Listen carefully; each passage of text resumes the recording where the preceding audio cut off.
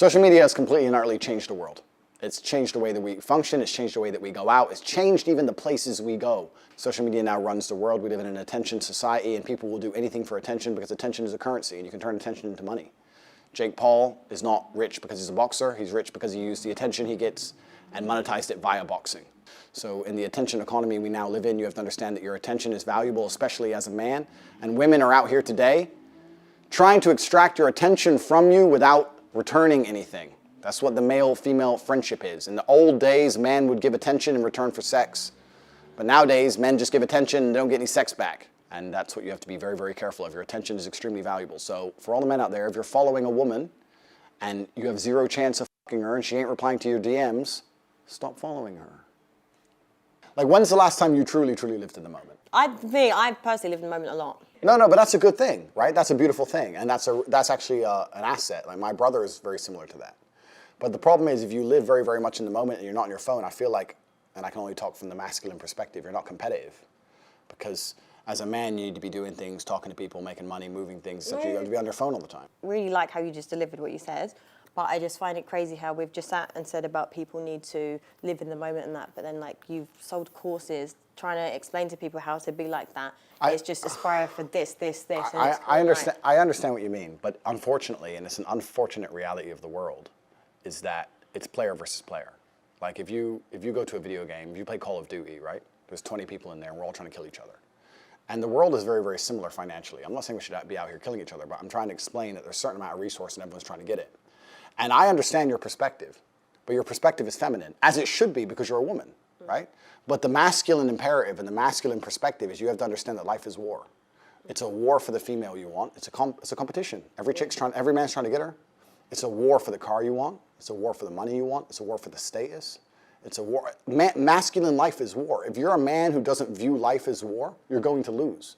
So as a man, you have to wake up and think, okay, everything I want, other men want. I have to outcompete every other man to get it. So how am I going to do that? Am I going to do that by living in the moment, ignoring my phone, and having a fun picnic? Do you believe in men's mental health? You are kind of like the problem in society in the sense of fast car, women, lifestyle. No, but it is. This is the problem. It's not my problem. I'm not saying it's your problem directly, but I'm saying this is the problem. Yes, all men probably want to aspire for that. But do you see the pressure there is on men? Completely. It is much harder to be a man than be a woman. Okay, so what's your thoughts on men's mental health? I agree. It's much harder to be a man than be a woman, which is basically what you just said. Society's expectations of men is much higher than the societal expectations of females. I agree. Much more is expected of us. I agree. It's a harder game. Just like every other video game on Earth. It's a harder game, but if you complete it, you get a higher score. I think that being a top-tier male is the best human experience that any human can have. I think that being a female would not compare in any way to being a top-level man. No, reason why. There's experiences, right? Like women, we can literally carry lives inside of us. I agree with you, and I'm actually glad you chose that experience because that's the most important thing a female can do, and I agree with you, and I understand it's a beautiful thing.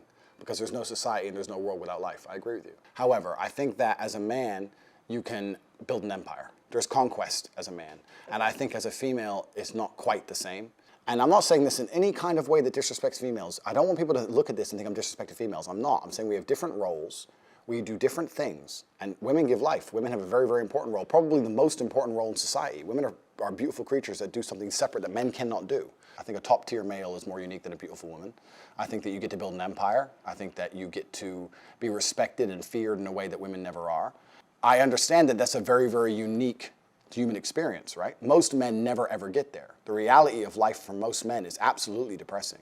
I completely understand when you talk about mental health. So have you suffered with mental health? Fuck no. No? Absolutely not. Because I understood that as a man, you must build yourself. As a female, you can be born. But did you not, we need to stop going into philosophies and just stuff, because I'm actually I want to understand you. Okay. Right. So have you not experienced mental health? No. Zero. Okay, so how do you cope with stress and situations? Express your emotions when you're frustrated or when you're stressed. Good question. And if I'm stressed or I'm frustrated, then I understand it's my time to perform. And I agree that society puts huge pressure on men, and it's time for men to perform. As a man, you either perform or you don't. There's no safety net like there is for females. Females can wake up and say, I don't feel like it. Yeah, but there is for men. No, there isn't. But there is. The men who say, I can't feel like it, cannot compete with the men who do not say that. And it is player versus player. The man who goes to the gym every single day, regardless of how he feels, will always beat the man who goes to the gym when he feels like going to the gym. And it's player versus player. And let me tell you something. As much as you want to sit here and disagree with me, it's women who decide who the winner is. You will choose the man who's in fantastic shape. You'll choose the man with all his money right. I like a dad bod, personally. Okay, well, that maybe you're an exception because you're an angel. But in general, we're talking in generalizations because exceptions do not disprove the rule. Females will choose the man who's in fantastic shape. Females will choose the man who's got his money right. Females will choose the man who can fix any problem. Females will choose the man when they can go to him and say, everything's can you fix this? And he says yes without panicking. That's who women want. Women decide who the winner is. Women don't want the man when you come to him with your problems and he goes, oh, I'm too stressed today. Tell me tomorrow. No. Women don't want that. But women also don't want a dickhead. But having your life in order doesn't make you a dickhead. You can have all those things. Correct. But then there's that fine line where your ego gets a bit too much. For example, like you could be very successful. You can have good-looking women that are attracted to you. You can just have all those qualities. Correct. But then once you possess that, you then suddenly can go past that line, your ego, then you start to become an arsehole. I agree with you, but I'm not talking about that. I think that's a separate conversation. It's not. I'm just saying, no, I agree with everything. That's what I'm saying. Like, for me, I agree with everything you're saying, but what I'm trying to argue is the men get successful, they become even more narcissistic, and they just are not nice people to be around. You're very, very smart. Thank you. You are. But you're doing what most females do, and you're conflating issues.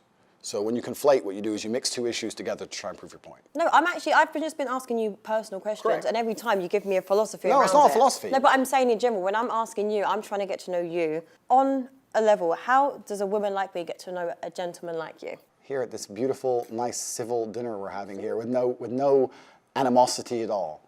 You asked me about men's mental health. My answer was explaining that as a man, you don't have the luxury.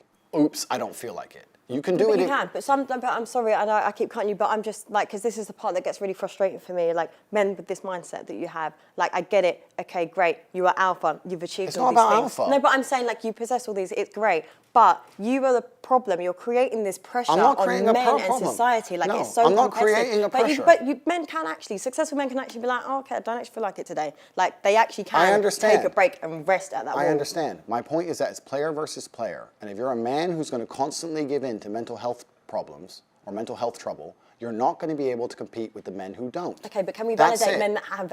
Completely. If you have mental health... So we can't go player, just validate men that have mental health issues. Absolutely. Okay. Men who have mental health issues, I wish them the best in the world. Okay, great. But when they come to me and say, and I get this all the time, Andrew, I have this problem, I'm depressed and I can't go to the gym. I say, no, I disagree. You're depressed because you don't go to the gym. If you go to the gym, you might start to feel better, right?